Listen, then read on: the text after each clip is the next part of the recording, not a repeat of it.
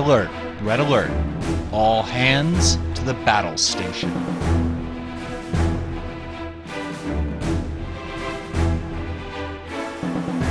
This is episode 7, Quark's Treasure, being recorded on Saturday, August 29th, 2015, and being released on Sunday, August 30th, 2015. Hello everyone, and welcome back to another episode of Battle Station. I'm your host Tucker, and this show is being done in an entirely different style at the last minute and at great expense. I think I messed that quote up a little, whatever. So basically, I was planning to do. I received some feedback from folks that they would be interested in having me do battle stations focusing on OPs or scenarios. Not in a this is the overpowered OP fleet that you should always take sense, but in the here's an interesting OP, maybe one that hasn't been played for a little while, and here's an interesting fleet for it. I'm probably going to do Arena at some point, for example. I really did enjoy Arena. So the plan was to do the Valdor, and I had a very thematic fleet. There was a very sort of battle station twist to how the Enterprise E was being added to it, and then we got the preview for Quark's Treasure. That is really hard to say.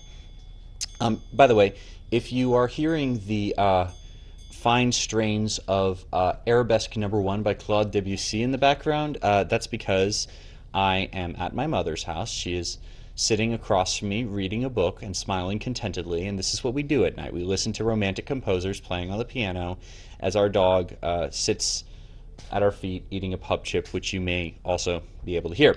Anyway, so yes, Quark's Treasure. I think I think the ship significantly changes the metagame. And today I'm going to present some builds showing you why. I think that there are two incredibly important cards in this build, one of them being Quark's Treasure itself, that allow us to do some very interesting things in a variety of different formats. So the first version of the build today is actually going to be Ship Pure. What is Ship Pure, just for those who don't know? Ship Pure is a variant format, unsupported by WizKids, but much beloved by the community, in which every ship must have upgrades only of its faction on the ship. How dual faction ships are handled very slightly, but fortunately that's not a concern here because Quark's Treasure is Ferengi, and everything we're going to run is Ferengi. So let's have a look at our ship of the day. The ship is Quark's Treasure, of course. It is a Ferengi shuttle class. It is a Ferengi faction. It costs 16. Obviously, it's unique. It has a name.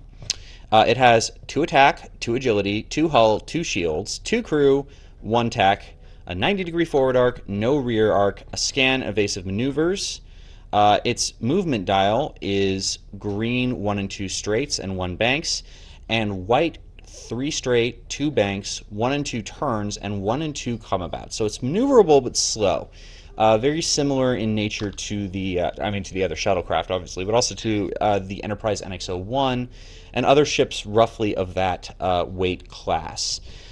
In the show, this is seen probably in one of my favorite episodes of all time. It is the ship that Quark and Rom and Nog are on at the beginning of Little Green Men, which, if you have not seen, is a fantastic episode, and even though is probably about 20 years old at this point, I am not going to spoil the plot for you because it is just too hilarious to describe. Competitively, obviously this is a preview, so it hasn't even come out yet. However, shuttles, vis-a-vis the Sakharov and the generic, have seen a lot of use. A shuttle was in the World Championship build. I won QOP2 with a Fed Pure, Fed Not, quote-unquote, backed up, well, it's a long story, but there was a shuttle in it. And yeah, this is a ship with a lot of potential. Oh, I haven't gone over the unique ability. The unique ability is as follows.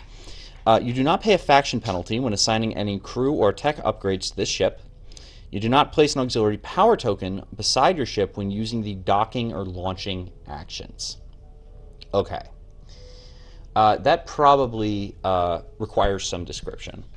For those who don't know, and I met one of the best and most wonderful and kindest and gentlest and most amazing competitive players ever. Well, I didn't meet him. I got myself reacquainted. I'm back in Los Angeles, and I played with him before I moved away. And now that we're back in the same play group again, it's good to see him again.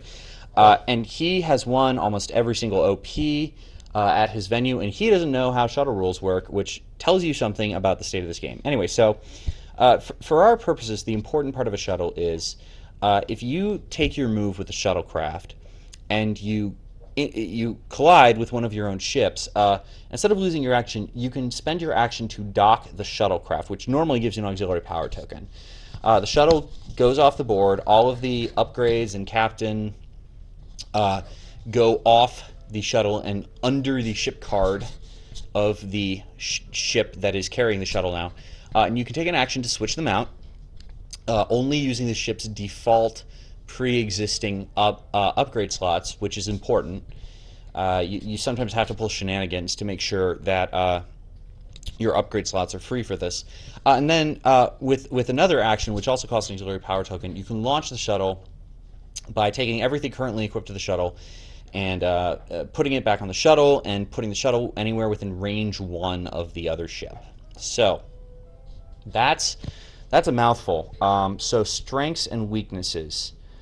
Weaknesses, I know I usually go over strengths first. I'm going to go over weaknesses because I think the strengths are really important. Weaknesses, it's a shuttle. I mean, this is not a combat ship. Do not take this ship into combat, please. Really, don't do that. Let's see what else. Ferengi faction is, I mean, in this case, this is actually an advantage, but obviously, I mean, it disqualifies you in Fleet Pure, for example, unless you're running some not so great other cards. Let's see.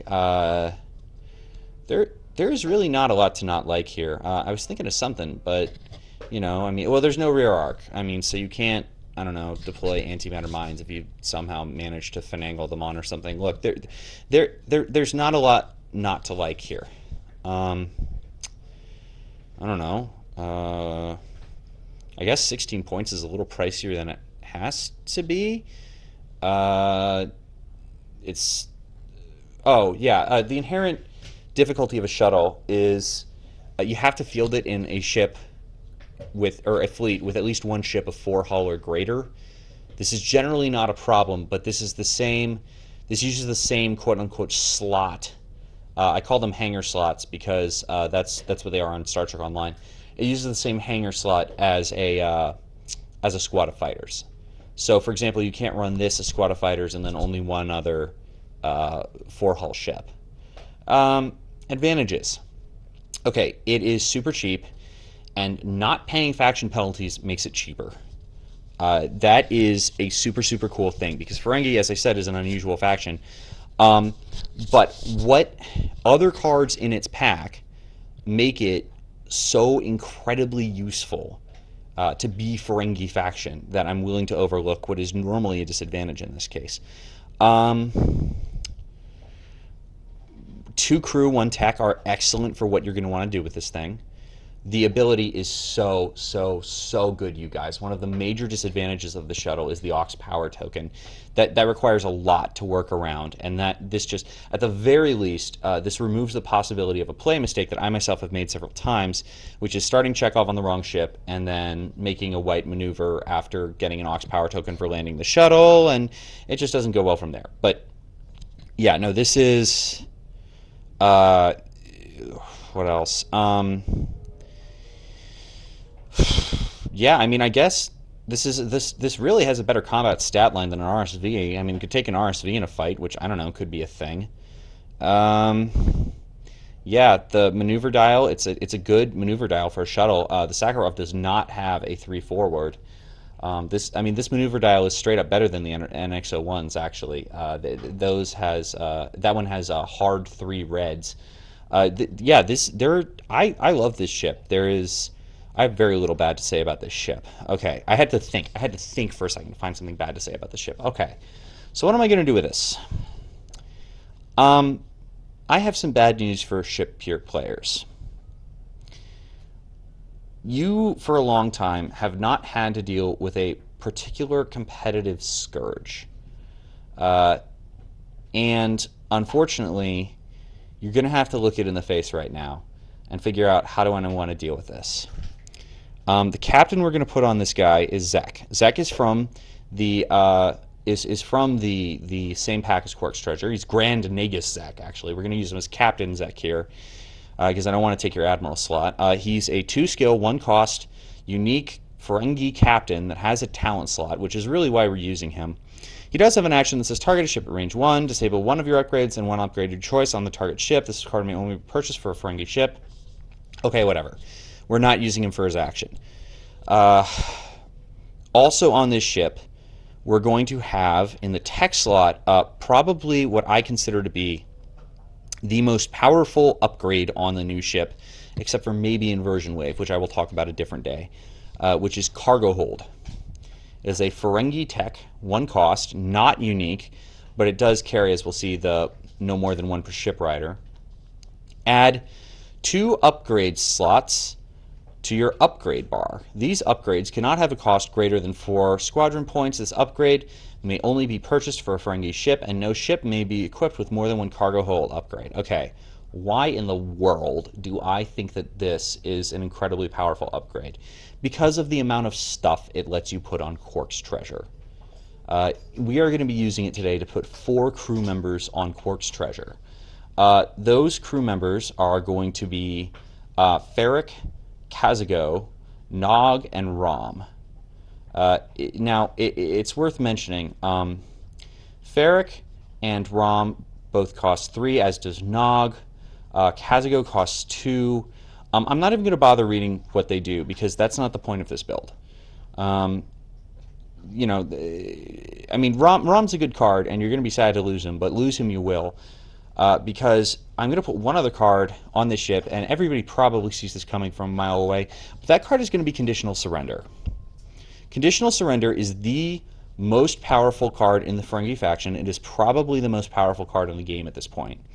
It comes on the Creighton, the first competitive prize ever, and boy, what a doozy it was, from Dominion War OP1, way back in the day, in the distant year of 2013, it came out. It is a 3-point Ferengi talent. It is not unique. This was back when these cards, you know, elite talents were not always unique. And it says, when your ship is attacked, which is important, before any dice are rolled, discard all of your crew upgrades to cancel the attack. You must have at least 1 crew ability on or crew upgrade on your ship in order to use this ability. Okay, what does this not require? This does not require you to discard the talent. That is a design mistake. I'm going to be flat out brutally honest about it. So I will point something out. I will probably be exploiting this.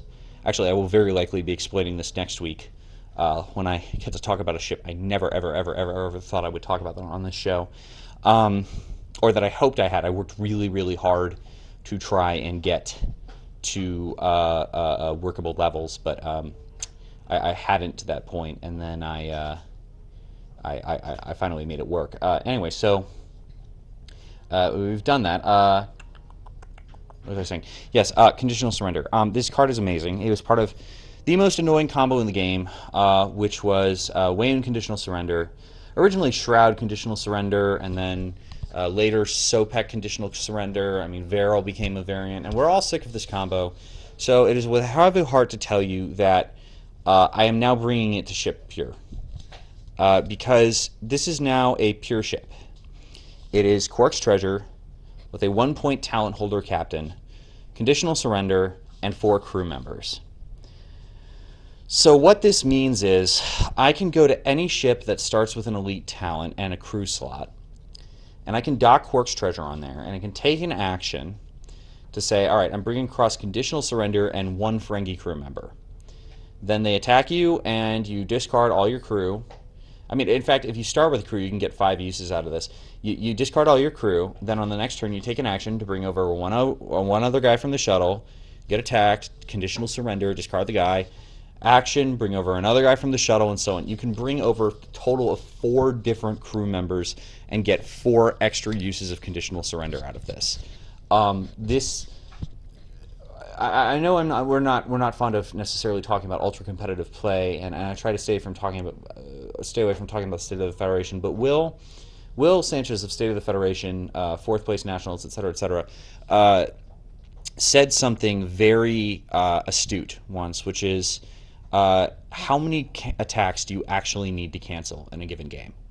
4 attacks, 1 per round, is probably enough to really give you a serious edge over any competitor, and this is going to do it for the cost of 32 points.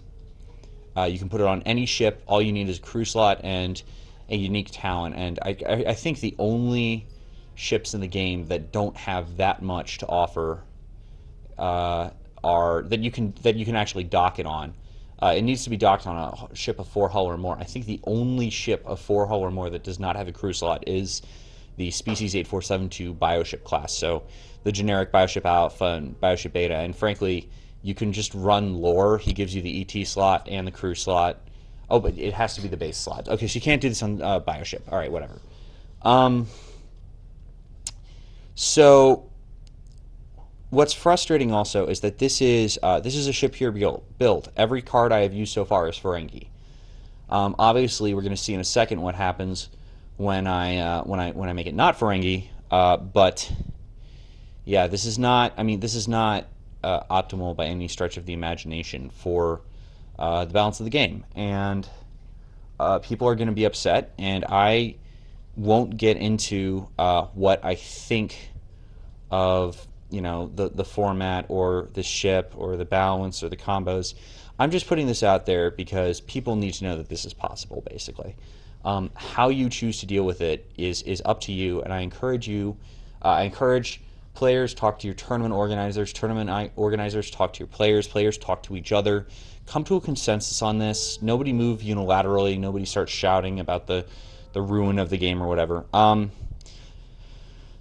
I just make the builds. And on that note, let's move into penalty pure play, because frankly, the best version of this build is penalty pure already because of Quark's Treasure's ability.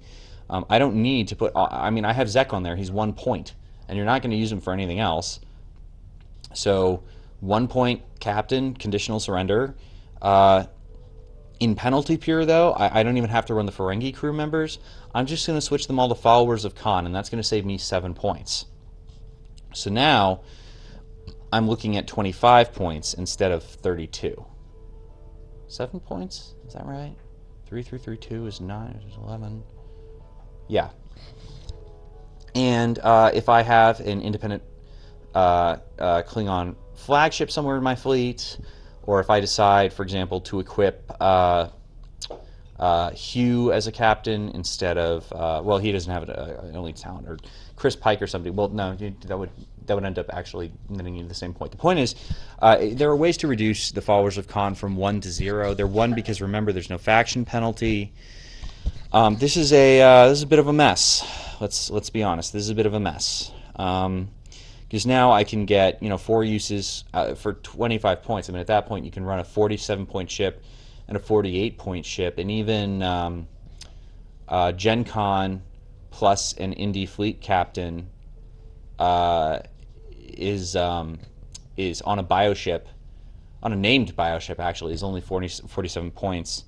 And that's if you use like Indie Fed or something. I mean, if you throw the Klingon captain somewhere else in the fleet, you're down to, 21 points?